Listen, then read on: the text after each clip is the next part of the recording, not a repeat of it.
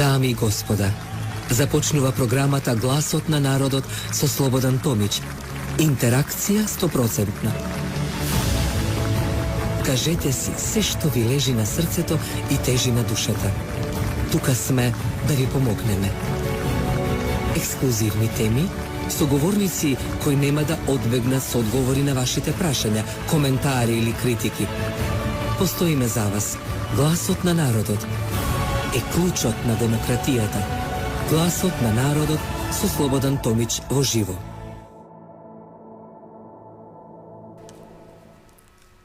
Добро вечер, почитувани, добро дојдовте во Гласот на народот. Еве, денешната доза, да речам, неделната доза на Гласот на народот ја посветив за и околу безбедноста во светот, вклучувајќи и Македонија во тој глобален свет. Но и тоа што ни се случува во државата има клици на безбедностни прашања, кои исто така има потреба да ги коментирам вечерас со мојот почитуван гостин, генерал Методи Хаџи Јанев, професор по безбедност. Добро вечер и добро дојдовте. Генерале, еве,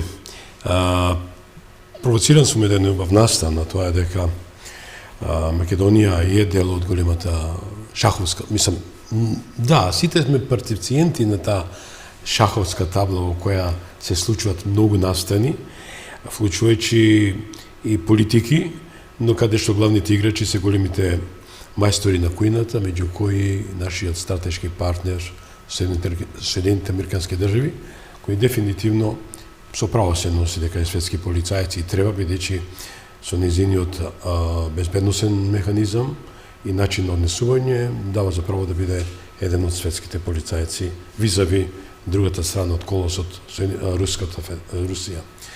Но еве да се задржам на Соединените Американски држави, која несебично ја помага Македонија во сите изминати години на незината независност, но новинарска забелешка, слаби играчи, слаби политичари има кои едноставно според мене од лукративни или лични причини и природи не ја одработуваат, не ја играат убаво таа дипломатска мисија, секоја честни исклучоци. Некој со вашиот коментар визави мојот коментар.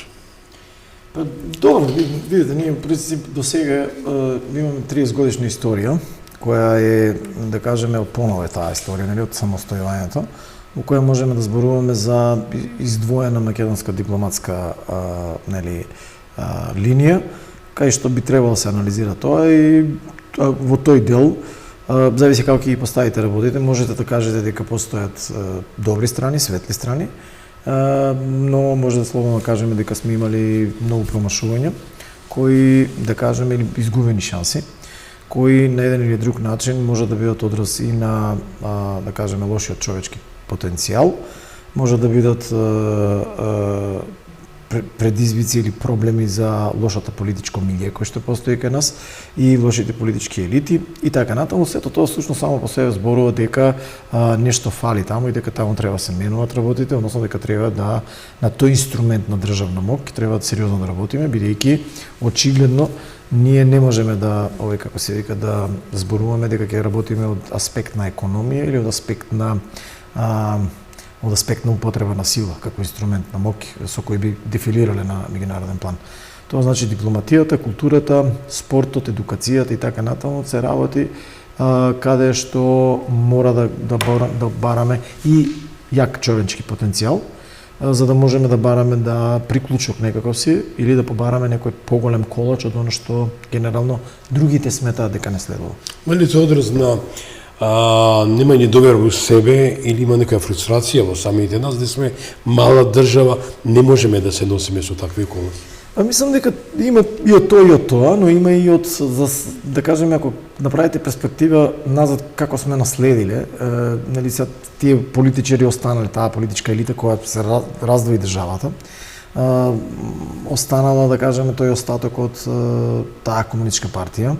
Во неа работите биле какви што биле, сме изградиле некој си однос вазален кон одредени, да кажеме, други структури.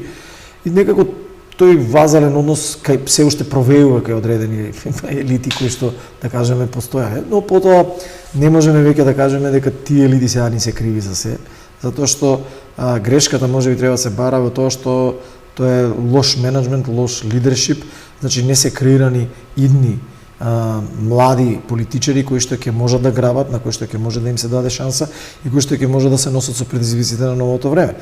За жал ние 30 и кусур години патиме од детски болести, пошто имаме корупција огромна, се уште најпрофитабилна работа во државата е да бидете политичар, се уште како да кажам се уште патиме од тесно партиски идентификации и така натаму. Немаме државна идентификација, имаме партијата над државата и тоа не кошта, тоа многу не кошта. Во изминатите 30 и кусур години видовме смени на гарнитури, меѓутоа не видовме реален прогрес. Во контекст на сето тоа, благодарам за прашањето, ми дадовте за право да подсетам дека тоа партиска дефинираност на поединци кои не се солвентни како кадри, инкорпорирани на видни, функционални, видни, јаки места, а нема никаков фидбек. Резултантата е како што ја видовме сега. Но тоа што сакав да го кажам, сега да бидеме коректни, постојат исклучоци и постојат професионалци, постојат луѓе кои си ја сакаат државата.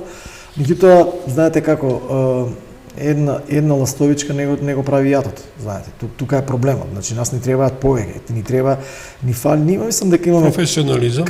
Имаме криза на лидершип во изминатите години и ако тоа не го направиме да го промениме, да изградиме младина која што ќе биде индоктринирана кон државата, значи да ја сака државата, без разлика на тоа како политички ќе се обои, без разлика на идеологијата која ќе сака. Че ние треба да ги одвоиме тие две работи. Да не бидат комерцијални патриоти. Тоа сакав да го кажам, значи ако вие ставате партијата пред државата, не може да го постигнете. Тоа бидејќи автоматски тоа значи дека било која дали лева, десна, среден центар, лев центар и така натаму, ќе значи дека тоа ќе обои таа идеја за крадење на држава, во таа идеологија автоматски ќе создаде рифт на оние кои што се спротивни од вас. Мислам дека тоа треба да се направи што побрзо, час поскоро, затоа се потребни силни реформи и голема храброст, но и излегување од зоната на комфорт, во која што сте навикнати шаблоните на начинот на кој што сте ги добили изборите, начинот на кој што некој претходно ги добил изборите, клиентелизмот кој што е изграден во изминатите 30 години. Што е закон у Македонија? За жал, не сме само ние, да бидеме коректни, цел Балкан страда од таа болест и речиси се оно што било што било под, да кажеме, она комунистичко урдување што отиде од транзиција, страда од таа болест на тај клиентелизам. Кој повеќе професоре, ќе влезам малце токму на што вика на главниот топик наш, но ми дадовте повторно на подпрашање. Ова не е ние клиентелистички, ја секогаш реков прагматично, реков и ова е последна надеж, последна влада на Република Македонија која мора приори да го спаси народот од овој амбис. Зошто? Имаме една диспропорција на случувања. 2017 експомент е 2024, 7 години. Ако гледаме тој клиентелистички, поданички, вазалски, како што рековте, октруиран политички амбиент во кој се случија, за мене, ако ми дозволите, го пренесам ставот на народот, зашто се вика гласот на народот, предавството. Да го промениш името, без конзистентен став, без некоја гаранција, тоа не е нешто што се купува, професор, ако ми дозволите. И сето тоа доведе до оваа ситуација, да бидеш ставен во ситуација на притисок на една друга политичка партија, се мисли на ДОИ, кој диктираше и авангардно беше корупцијата, криминалот и Македонија тонеше. И дојдовме до оваа ситуација. Визави сега, кај што видов не верам дека е тоа некоја драмолетка, некоја глумачка активност на Мицковски или на преседателката Силјановска, меѓутоа видов у старт некоја цврста дефинираност, дека нема да одам по клиентелизам. Ќе завршам 25 секунди, речем. Начинот која рече, јас сакам да направам промени, предлагам на правосудниот систем, кој има големи негативности од Запад, кои се за жал, ние сме под remove control. Не сме држава која можеме се да направиме. И видов наредниот ден, како и Калето, што го викат, љубат луѓето да го наречат, ама и господинот Гир, кој е на заминување, рече, окей, ќе дадеме поддршка.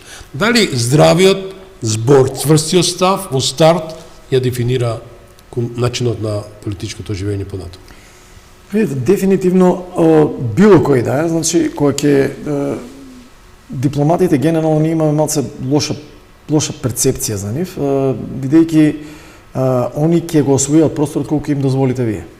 Колку им дозволите, прво со начинот на кој што го правите, ја владеете, второ, дали ќе го поддржите оно што го говорите, ќе го поддржите со дела. И трето, ако отстапувате, да кажеме, од она агенда за која што сте решиле дека ќе се борите и за која што сте добиле поддршка, и финансиска и било каква поддршка. Да го исполните вие твојно. Не знам дали ме разбирате. Ве разбирам. Тоа значи дека ако вие им оставите, значи не мора она да бидеме коректни, они би според мене би се сложиле се со се што ќе даде плод и резултат на да ја намалиме корупцијата. Ја така гледам на работите.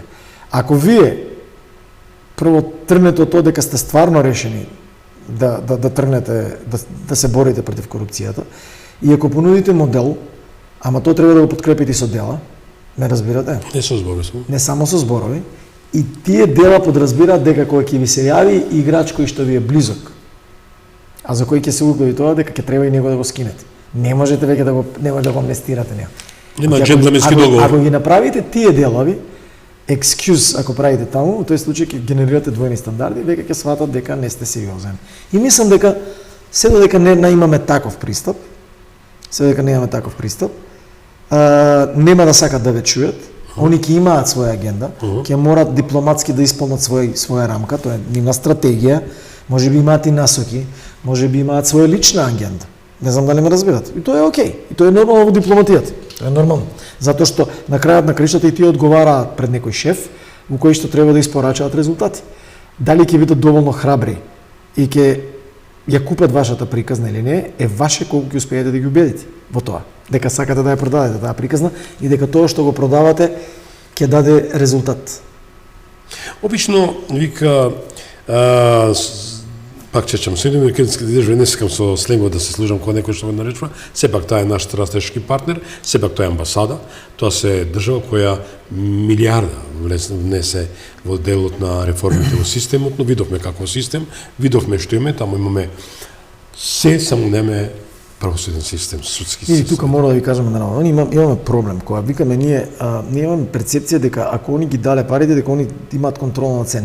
Не можете они во диплома, они ви даваат поддршка и они се обидуваат да најдат механизми преку кои после реагираат, затоа што ние има многу работи што не ги знаеме и пренесуваат само реакциите на амбасадорите и така.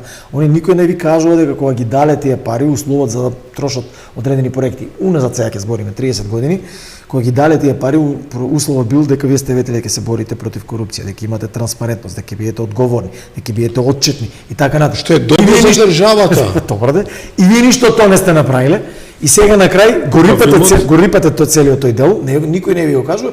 Одеднаш имате амбасадор кој што ви вика, слушај, и тој ја го разбирам, знаете зашто? Затоа што он се заложил за вас, рекол некој дајте ги парите и сега неговиот шеф вика, вие не го испорачавте тоа што ми ветивте дека ќе го испорачате. Или нормално како очекувате дека ќе реагира. Ќе ми дозволите тука ќе направиме пресека, јас почитувани во рамките на ТВ избор, ќе замолам режијата да ме го пушти прилогот, што е еден главен мотив за денешниот топик, да одиме со прилогот.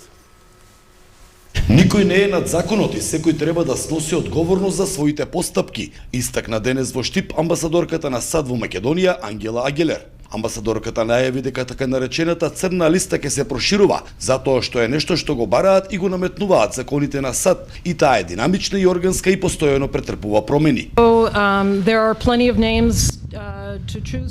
Во секој случај има мноштво имења од кои што може да се избере. Во моментов се разгледуваат повеќе имења, се разгледуваат случаи, се следи ситуацијата воопшто. И можеби ќе ве разочарам затоа што ќе ви кажам дека немам датум кога оваа црна листа ќе биде ажурирана, меѓутоа тоа постојано се прави, како што кажам. Што се однесува до македонското законодавство, Агелер со став дека реформите во правосудството се неопходни и нужни. Секоја реформа во судскиот совет, и се разбира воопшто секоја реформа која што се однесува на судството, треба многу внимателно да се разгледа и тие прашања треба многу внимателно да се разгледат и да се донесат мудри одлуки. Во секој случај има еден патокас од Европската унија кој што ние како амбасада и како земја го поддржуваме. Јасно и гласно и кратко. Е пораката. црната листа ќе се зголемува. Дали тоа веќе кажува, отворени се портите, бркете ги краците, ставите ги таму кај што Они го кажуваат 30 години назад. Јас имам проблем со црната листа, отворено да ви кажам, затоа што ние треба да чекаме сега некој друг да ни ја прави црната листа. А без ние да ги бркаме работата. Ја би направил уште поголема црна листа, која што они ќе треба да ни ја прифатат. Ја би играл на таа, да ја преземеме ние иницијатива да ја правиме црната листа. Не да чекаме некој да ни каже овој ви е крив, овој не ви. И на тој начин ќе успеете вие да демонстрирате сигурност кај нив кои што ќе кажат да, ова се лидери на кои ние можеме посериозно да разговараме и да се залагаме за малце подлабоки проекти. А тие проекти се да дадеме стратешка подршка онаму каде што они гледаме дека се помали и дека има соколи околу нив кои што сакаат нешто друго што не е фер и така натаму. Сега ме разбирате што сакам да кажам. Значи, вие така ќе ги освоите тие работи ако успеете тие поенти кои што им се битни нив да ги испорачате, гитоа за тоа пак ќе кажам, бара жртва која што подразбира да немате двојни стандарди, да немате двојни аршини. Независно од која партија доаѓате, независно од кај доаѓате и така. Ако тргнете со таа теза и ако успеете да го испорачате тоа, не верувам дека ќе постои дипломат кој што ќе сака да ви најде замарка. Да, ќе имаат они своји насоки, ќе има своји интереси, има лукративни и меѓу нив, да не се лажем. Имало и ќе има. Си имаат они механизми како меѓутоа ако вие ги поставите работите на здрава нога, ги поставите на таков професионален, ги запазите тие демократски текови, многу малку ќе биде просторот кај што они ќе може да маневрираат и да го оценуваат. Професоре, уште еден само сегмент врзан за безбедноста како политичко прашање. Еве видовме дека тој джентлменски договор или можеби налог беше мораш да ги инкорпорираш во политичката амбиент, кај што мислам не е логика, се мисли на нашите сограѓани, каде никаде во светот не постои тако правило пишано да мора по секоја цена некој да биде дел на политиката или владата на Македонија. Имаме случај со една коалиција која се вика Влен, која дефинитивно изрази желба дека сака да го санкционира дуј неговиот така наречен опонент, а јас никош не верувам дека сепак нивните апетити се идентични. Дали се некојаш гулаби, простите ме поред иконографија на знамето или некојаш се орли, меѓутоа сепак се опажува апетитот за некоја идеја за некоја држава. Еве беше ситуација за албанска академија во Западна Македонија или присоединување на 4 општини, што беше идејата на Доста Димовска покојната, која сакаше да направи децентрализација или реунификација на општини, а со тоа беше, еве, пример, тие 4 општини кои се спојат, што и прозда е, и неук, и неписмече се знае дека тоа е здружување на општини во една држава за право за одвојување, цепување. Значи, мојот став е, односно тоа е следниот. Значи, ние генерално треба да видиме, прво, не е точно дека нема, овој како се вика, афирмативни мерки во останатите држави. Дури и САД, кај што, нели, како... Кај што 200 нации. Да, они имаат афирмативни мерки, значи имаат прогресивен развој и афирмативни мерки. Имаат позитивна дискриминација, и афирмативни мерки. Има во Европската Унија и тоа се норми на демократското владење. Зошто? Затоа што постои опасност од мајоризација на мнозинството врз малцинството, токму заради демократските процеси. Значи, ако ги гласате и ако одите апсолутна демократија која спроведувате, ќе видите дека секогаш малцинството ќе биде надгласано за било кое прашање. Сега, постои сега една голема запирка тука, која кај нас е избришена во изминатите 20 и кусур години, а тоа е благодарение прво на лошите лидери, второ на овој како се вика, ајде сега се уште ќе припишеме на алчноста во двата етнички табори и на нефер пристапот во двата етнички табори, за да бидеме коректни до крај, бидејќи ајде нема да кажеме дека има иредентистички, иако постојат сериозни индиции, се повеќе и повеќе, дека у суштина ние не зборуваме за реални права, него зборуваме за нешто друго. Сега да го обяснам што сакам да кажам. Ако навистина постојат тези дека стварно немало, не знам, во македонската наука за уметност дека они се дискриминирани и така натаму, треба да се види тоа, се огледа да се каже, ако е тоа така, тоа треба да се исправи. Треба да се исправи, зошто? Затоа што треба да се создадат услови да можат и тие луѓе да се почувствуваат како реално истински граѓани на оваа држава. Каде е проблемот? Според мене. Проблемот е што овие 25 години ние слушаме дека албанските политичари се борат само за правата на албанските граѓани. И сега, ако е тоа така, ја веќе како македонски граѓани имам проблем. Ако 25 години вие, господа, не успеавте со сите поволности кои што ги добивате, да до сега изгенерирате кадар кој што ќе биде спремен да влезе таму. Ако освен, затоа реков, треба да видиме дали на вистина постоела вистинска бариера, може би постоела. Значи не треба да тврдиме без да знаеме. Може би на вистина ги одбивале и така натаму за да бидат непожелни. Но ако го слушаме јас дека само кукаме за таа страна, а не кажеме на пример она министерството, јас го викам на овој како се викаше на груби. Зашто таму има, ако не го чуам, у исто време ќе се залагам и таму да се направи ревизија, да се врати и да се воспостави баланс. Или во исто време да каже дека наместо да имаме подобра интеграција со Охридскиот рамковен договор, имаме поголема блоковска поставеност. Ние не изградивме едно општество кое што треба да биде, бидејќи идејата на Охридскиот рамковен договор е тоа.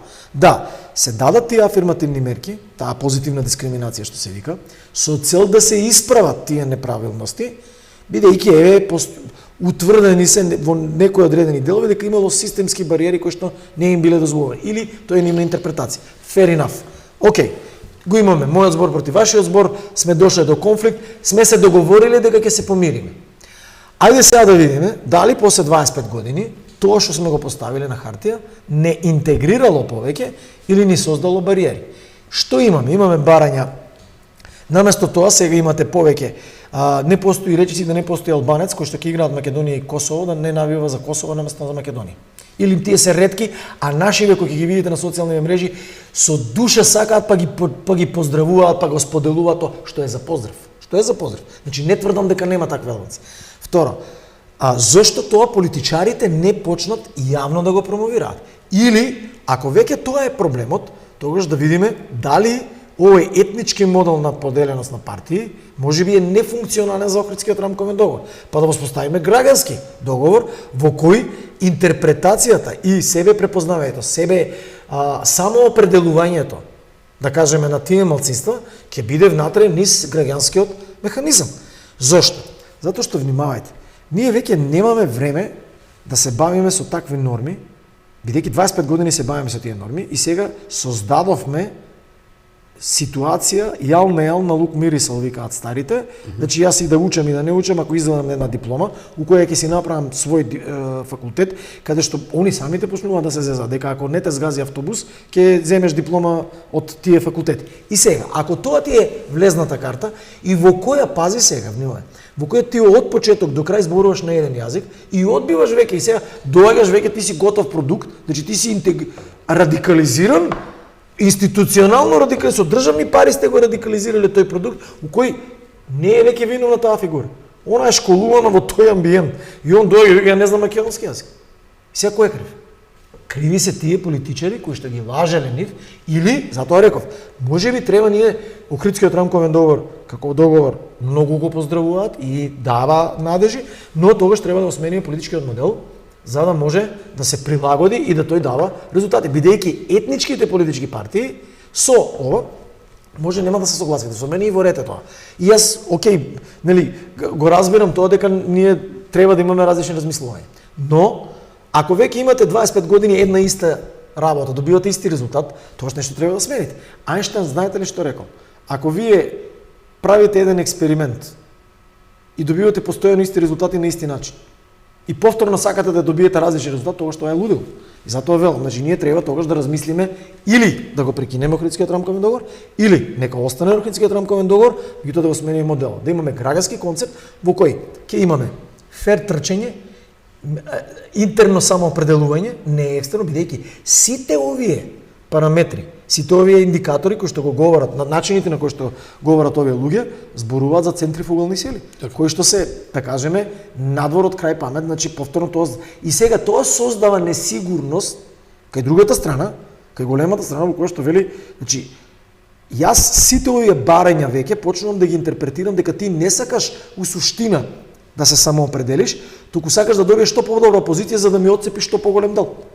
Не тврдам дека тоа е така, ја ви кажувам каква е интерпретацијата. И сега, ако е тоа така, и затоа реков, да се вратам назад на основната. Ако на вистина, таму нема, и тоа треба се направи транспарентно. Така. Ако немало луѓе кои што биле така натаму, сега за да останеме да зборуваме за вистинската тема за која треба да зборуваме, значи тоа треба да се направи фер честно, да се засукат ракавите, меѓутоа сакам да чујам јас една работа, а тоа е дека од парите кои што ние ги плаќаме како данок, тие политичари, бидејќи тие се политичари на Република Македонија. Така. Не се политичари само на албанскиот народ. Тоа е многу опасна работа. Тогаш тоа не е Охридскиот рамков договор. Ја не го сакам тогаш таквиот рамков договор. И толку. Тогаш ќе кажеме дека и затоа велам дека таквиот рамковен договор со вакви политички поставености не е функционален. Не е логичен. Не е функционален. Во контекст на темата, затоа го спомнам безбедносниот механизам што е врзано за нашиот стратешки партнер, кој е и гарант за тој рамковен договор и како политичките, така да речам, наречени елити кои од албанскиот корпус и кампус велат, внимајте, ако чепнете рамковниот договор, веднаш executive order, што беше извршната наредба на Бајден, меѓу другото, се сеќавате, ако некој го нападне рамковниот или преспанскиот, ќе одговара. Дали тоа им дава ветер у грб и они да прават што сакат? Не, тоа не им дава ветер у грб, тоа е гаранција која што е воспоставена за нив како малцинство, бидејќи они се процените дека се инфериорни. Но, ако вие ова го изнесете како аргумент, во кој ќе ги покажете овие работи, во кој ќе побарате отворено од вашите партнери, бидејќи внимавајте, и претходната структура на ВМРО правела пазари, за СДС веќе да не збориме за пазарите што ги правеа со ДУИ, значи едни или други правеле пазари со ДУИ. Ако продолжат таквите пазари, било кој да дојде дипломат нема да сака да влезе у тие ваши пазари внатре што си ги правите вие. Не знам дали ме разбирате. Апсолутно. Не заборавајте хашките случаеви за кои што сега се кука, се амнестирани од кого? Од ВМРО да помне. Добро, тоа сакав да го кажам. Значи, затоа реков пазарите се правени и од едните и другите. И немојте после да им се лутите на странците кои ќе дојдат, кои ќе ви бараат дека они у суштина, затоа што вие сте си ја закувале чорбата. Вие сте си направиле пазари од кои што барате екскјуз. И пак ќе кажам, ако се вратите на основната идеја што ја реков на брзо, ако имате професионализам да барат, тогаш ќе биде ферски да видиме зошто тие граѓани да не бидат членови на Македонска академија науки и уметности ако заслужуваат. Ако не заслужуваат, дајте да видиме кој е механизмот да направиме да заслужуваат, да ги исполнат критериуми и да создадеме услови. На тој начин да делегираме дека се они пожелни. Но сакам да видам овие 25 години дека албански политичар кој што се декларира од националистичка албанска партија, етничка, кој што ќе се бори за прашањата на македонците. Зошто во Тетово немате на македонски јазик, зошто глумат лудило, зошто кога кидете у државна болница имате еден куп сега вработени во државна болница кај што не зборуваат македонски. Ја не влегувам дали се они не зборуваат на македонски јазик, едноставно не ме разбираат. Тоа е априори. Работат во државна болница, земаат од државни пари. Дали ме разбирате? Апсолутно, одадношните. Тука е проблемот. И тука веќе мислам дека треба да прекинеме. Значи, јас Апирка повторно за и околу сат како глобален безбедносен играч, имаше еден голем настан 75 години од Вашингтонскиот во Вашингтон од НАТО, создавањето на НАТО. Малку се збореше околу тоа. Претежно се боја за политичките случувања визави Македонија, Грција и така нато, но беше Македонија не беше инфериорна, не била изфрлена, да речеме, од дискурсот, беше позитивно. Еве, ние сме правиле порано муавет, претходниот пат. Еве ви гаранција за сите оние кои што плукаа по НАТО, што значи да сте член на клубот. Што им рекоа на Грција? Нема билатерални. Они се заканува ова ќе правиле, она ќе правиле, како стигна? Вашите билатерални работи сега веќе не. Не се они веќе надвор од клубот. Сега се дел од клубот. Немојте да не замарате, да преведам, не замарате со вашите билатерални работи. Не можеме да ги ставиме, имаме поитни работи со светот кој што гори. Имаме поитни работи. Апсолутно. Така да колку е предносно што сме во НАТО? Еве ви ја кажав. Готово. Еве имате Која е вашата насока, на пример, на овој политички амбиент, како совет, како е 21 да речете, да му упатите? На кого? Еве на гарнитурата која е презела кормилото. Па ништо. Добро, види, многу е рано, нема ни 100 дена, треба доста месец вчера. Ништо. Јас според начинот на политичкото однесување на Христијан Мицковски, кој еве сум човек многу влучен во политиката во Македонија, но без куртуазност, верувате, не сум никогаш бил апологет ничив, не сакам да се правдам пред јавноста, сите тоа го знаат, но ме радува фактот што изгради еден став во старт. Дали, но тука не значи дека не би требало да има советници, да има совет кој би му дале насоки. Па верувам дека има човекот, не сигурно не се остел така. Види, да бидам искрен, внатрешната политика не е моја страна, тоа е можеме да правиме муавет, она што го велат пред кооперација, да седиме си правиме Не муавет. се работи за и ќе кооперација. бидеме, да, ама ќе бидам несериозен. Ви сте експерт за надворешна политика, безбедностни прашања. Тоа, да, и сега ако јас седнам да ги ја можам да давам мој став, Ако НАТО како го што еве земе до сега кажав Ако некој. НАТО го земе како безбедносен чадор, ако НАТО е тој што треба Македонија да ја внесе во Европската унија, што е прво НАТО редот, не внесува во Европската ние унија. бевме еден услов да Тоа се станеш... приказни, тоа се приказни вака. Добро. Тоа се приказни Нели кои беше што редот, прво членка на НАТО? нема ред, нема таков ред. Не е А така. зашто одеше таква приказка? Нема. цело Одеше време? така приказката затоа што НАТО беа критериумите за исполнување на демократските услови на пониско ниво, значи не бараа и економски исполнување на одредени економски прашања, исполнување на одредени Дали требаше име да се граѓански- смени па да влезеш? Како? Име да смениш па да влезеш во НАТО? Еве, тоа прашање. Значи вака се. Не требаше име да смениме, значи ние у суштина се соочивме со парадокс во кој ние имавме став и ние кукаме цело време, јас сум еден од тие што збориме така, дека у суштина го бараме проблемот на друго место. Ние го бараме решението во правото, а имаме политички проблем. Дали ме разбирате сега, кај е проблемот? Ние немаме правен проблем таму. Јасно е, правото е на наша страна. Имаме политички проблем. За да преведам што сакам да кажам, тоа што е правно не значи дека секојаш е праведно. Мислите реал политиката си го прави своето? И реал политиката и тоа е нормална работа. Тоа е Кај што нормална има работа. сила, правда нема. Не само кај што има сила, правда нема, него едноставно треба да ја разберете дека имаат некои поголеми прашања, поголеми интереси од вас и кога ќе прекинеме да мислиме дека светот се врти околу нас, кога ќе ги засукаме ракавите, кога ќе почнеме да разбориме.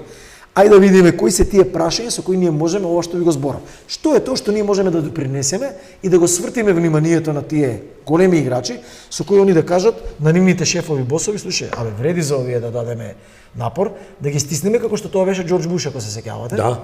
Меѓутоа учествувате генерале во многу мисии како армија.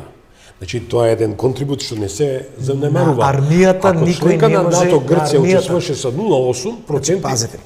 брутно. Ја ве разбирам, не ги мерите така работите. Еве, за да ви докажам, да, тоа било еден механизам, ама тоа не е се. Тоа било еден механизам, ама не е се. Значи не е се.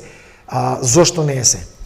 Затоа што има многу други работи во кои што можеме ние да, кај што треба да ги направиме работи, преска ги говоревме тие работи. Значи ако не ја напишете вие домашната задача, ако тоа што сте го ветили не го испорачате, ако имате проблем у тоа, се бришете да играте. не се бришите, едноставно сите ќе се тргнат со вас, ќе си ги измијат рацете како Несериозен цар Пилат партнер и и така. ќе ви кажат добро, во ред, супер, сето тоа е убаво, сега терајте работа како што сте си надробили ќе сркате. Ајде, едни три прашања имам каде оди светот, а тоа е трката меѓу либералниот свет и предизвикувачите.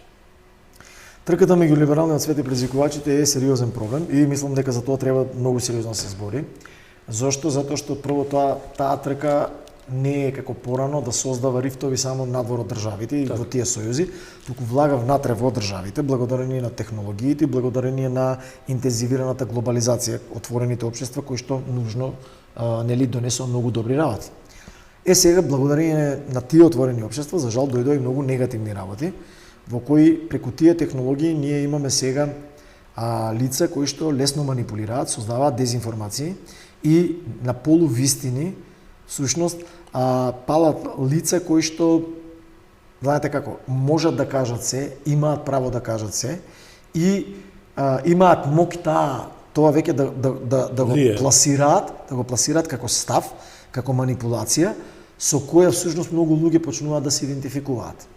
Ако на тоа додадете сега лошо владење, корупција, неискуство, изфрустриран народ од социјални проблеми, ме разбирате?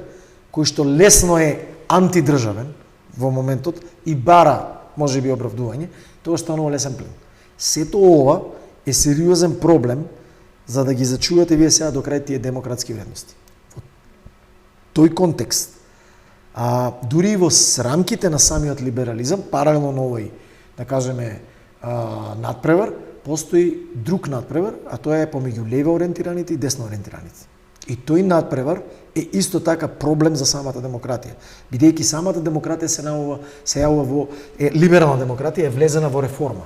Таа реформа е дали ќе го ставите акцентот на индивидуата, на идентитетските работи, не знам дали ме разбирате, дали ќе дозволите да отидете до толку да ја заштитите индивидуата за сметка на колективот, И со тоа ќе предизвикате некои традиционални форми кои што биле на државата. Фамилијата, религијата, со тоа и безбедноста, бидејќи со тоа создава рифт, создава нетрпение заради тие различности кои што се изоструваат.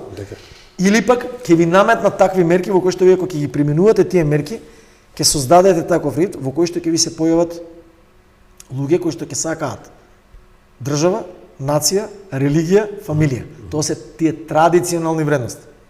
Некои автори и експерти ова го викат точка на развод помеѓу либерализмот и демократијата. Бидејќи тие се конвергентни, но доаѓа момент кај што ќе треба да се развијат, бидејќи либерализмот ја брише, ако одите во апсолут, ги брише овие постулати, а тоа е заедничкото добро и гаранција, бидејќи внимавајте во таа либерална демократија. Дури и кога се зборува за човековите права, велат вака, тие се апсолутно, така, неограничени, апсолутни се, неоттугиви се, природни се, но се двојно ограничени. Еднаш од правото на другиот, втор пат од јавното добро. Професоре, како современите технологии влијат на безбедноста како прашање? Апропове се да речам, во Венецуела се случи еден настан кој се вика председателски избори во кој Путин го прогласува Мадуро за победник, од друга страна опозицијата вели не е точно, а денеска читам дека хакери од Македонија беа виновни за овој испад. Тоа е предпоставка, да кажем, сега што е предпоставка, тоа е став на тамошната влада, кој они тврдат дека, така е барем официјалната информација, дека хакери кои што се од Македонија го направиле тоа. Сега само да појасним.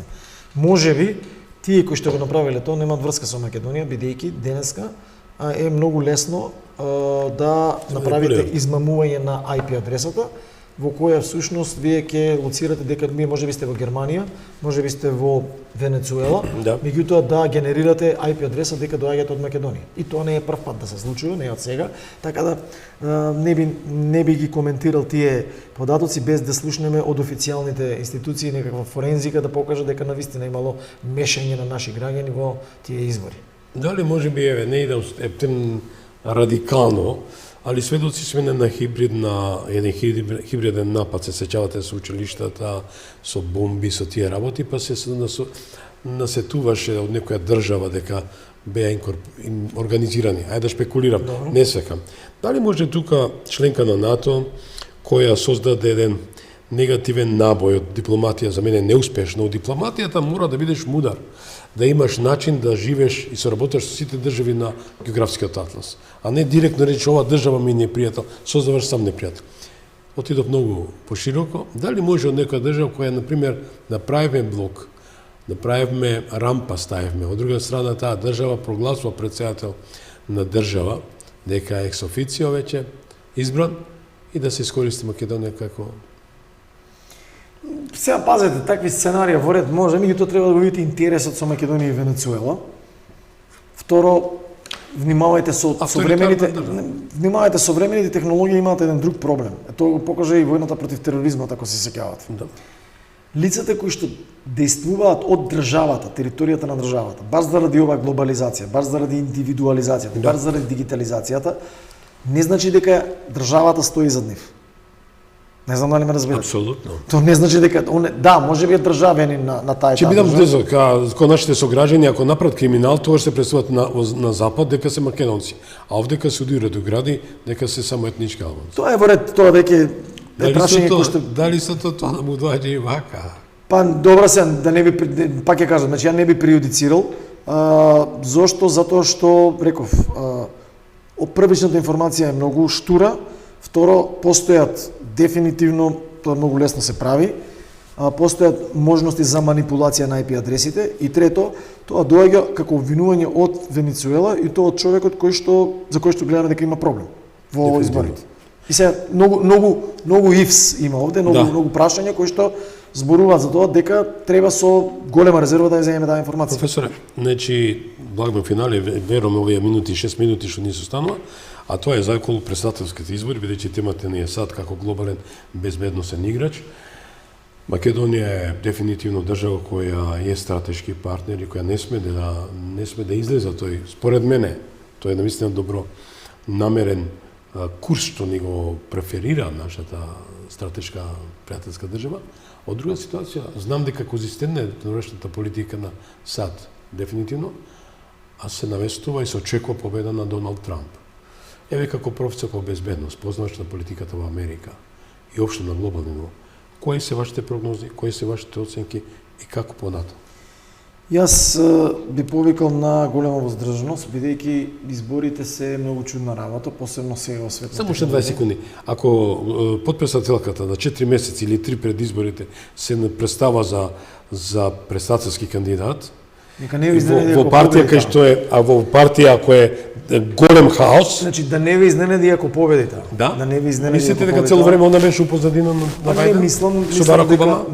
мислам така, мислам дека ова им е кризен менеджмент у кој што у последен момент извлекоа ас. Ако успеале така да го изменаџираат, тогаш се мастермајнд и секој чест треба да им се даде рака, но мислам дека у последен момент успеа да ја откраднат, да кажеме, да го откраднат оној ветер во грб после атентатот на Трамп и да дадат промес за оние кои што беа неодредени, но и некаков си хоуп, надеж за демократските овие гласачи кои што можеби ќе беа воздржани или немаше да гласаат на избориве заради она што се случуваше со Бајден. Во секој случај би рекол дека ништо не е до крај јасно. Некои резултати зборуваат дека он има голема амплитуда, максимален раст За толку кратко време? За толку кратко време. И ако видите колку пари само успеа да собере за кратко време, тогаш веќе ќе ви стане јасно дека во тој табор стојат сериозни играчи кои што имаат сериозен капацитет политички да испорачаат победа на овие избори. Не тврдам дека ќе победи, меѓутоа велам дека е неизвестно и било каква прогноза во таа насока малце нема да биде сериозна. Имам уште некој мита, тоа ми беше, име 4 минути, ми интересира вашата, малце пошироко да ни кажете, кај сме ние во тој сиот, тој свет? Еве таа релација ваша индустрија. Ние сме на Балканот, на кој немаме море, на Балканот во кој немаме злато, немаме диаманти, немаме нафта. Литиум имаме литиум? Немаме ни тоа. И она што го имаме каква таква плодна земја. Имаме народ кој има потенцијал и имаме прашање на кој што треба да почнеме да работиме, а тоа е да седнеме си го решиме прво образованието, пошто имаме девастирано образование, загубено од тие политички процеси меѓу кои изборевме, потребивме пола емисија за тие глупости што ни се дешаваат, че имаме девастирано образование, една од причините е и тоа. Втора работа е ако не направите добро образование, не може да очекувате реформи во лидершип, она што го зборевме за лидери, за партии и така натаму за политички партии, не може да очекува. Они си го сечат идниот базен на луѓе, не може да изберат луѓе. Вас не ви требаат луѓе само кои што ќе викаат мистер Јесмени, кои што ќе лепат добро плакати. Океј се тие, требаат такви, ама тие не се лидери, тие не може да бидат лидери. Не може фронтмен директно на високи функции да се даде. Не само, тоа е нивна работа, значи партиите си ама одлучуваат, резултатот легитимно е они да си одлучуваат, да кажуваат си имаат свои тела и така натаму, и таму не треба да се мешаме. Она што го веламе, значи треба да ги засукаме ракавите, да се завршиме и да си ја напишеме домашна. Ако ние си ги завршиме тие работи, верувајте ми, многу прашања може да ви станат дали ќе влагате или нема да влагате некаде и така натаму и така натаму. Ако имате добро судство, ако имате перфектно образование кој што ви креира мастермајнди, кои што имаат иновативни решенија, кои што знаат од ништо да направат нешто, кои што знаат да го препознаат моментот на транзиција во светот и да ги искористат позитивните аспекти на современите технологии, кои што знаат тие иновативни решенија да ги претворат во, како се вика, во потреба од странска инвестиција тука, да ги примамите луѓето да дојдат да ви инвестираат овде, не знам дали ме разбирате, меѓутоа вие треба да им дадете некаква сигурност. Како јас да дојдам како странец да инвестирам тука, ако знам дека имате корумпирано судство, ако немате дигитализација кој што ви треба, значи еве земете, секој ви кажам колку сме мизерни. Че имате документ, имате закон во кој што вели дека имате електронски подписи и се, и имате банки кои што ве тераат на се да идете на нотари, да заведувате и така натаму. Па чуму се тоа. Кој го дозволува сето? Зошто го дозволувате тоа? Зошто го дозволувате? Значи нешто не е како што треба. Имате систем кој што можете да го спречите од корупција, наместо да вработувате 100.000 полицајци, ставете ги тие камери, внесете ги, пуштете ги таму, па да не можам ни ја да се јавам некому да му ја скини казната, па кога ќе направам прекршок да си платам, после вториот, третиот пат кога ќе си платам, ќе видиме дали ќе возам на црвено или не. А не овој бил од таа партија, овој бил од таа партија, овој бил од оваа партија и тоа ви се деша. Ја го знам тебе, сите ние сме криви за тоа. Сите ни. Затоа реков, Треба да си ги засукаме ракавите, да се фокусираме на нас. Каде можеме да добиеме влет, да добиеме, каде треба да се премостат некои работи, ќе мора да се премостат, но фокусот мора да биде образование, дигитализација и решавање на проблемите со корупција и овој, како се вика, организиран криминал, кој што не оттепа овие 35 години. Генерал, многу ти благодарам. Ви благодарам на учеството. 45 минути, вистински час одрживте на македонската јавност во овие жешки летни денови. Че ве поканам уште еднашка да продолжиме кај што застанавме, бидејќи темата беше за и околу нашиот стратешки партнер како глобален безбедносен играч. Ги офативме тие теми, но неизбежни беа овие домашни задачи и проблеми кои ги имаме. И благодарам уште еднашка. Благодарам на вас. Почитувани генерал Методија Хаџијанев, професор по безбедност, беше задоволство што го поканив во оваа емисија и верувам дека го задржа вашето внимание. Колку да бегаме од реалноста и да се зафатиме со други теми, кои се наше секојдневие и наша преокупираност, но не можеме да ги заставиме и домашните проблеми кои имаат потреба од нивното дефинирање. Бите живи и здрави, гледајте не на полноќ како реприза и во недела на утринско кафе или по литургија од 10:02, а ве поканувам во петок на Ден Илинден во серијалот на емисиите со диаспората, ја имаме Австралија, земја која е вистински бранител на името, идентитетот, јазикот, црквата на македонците каде и да се во светот. Бите живи, здрави, пријатен вечер.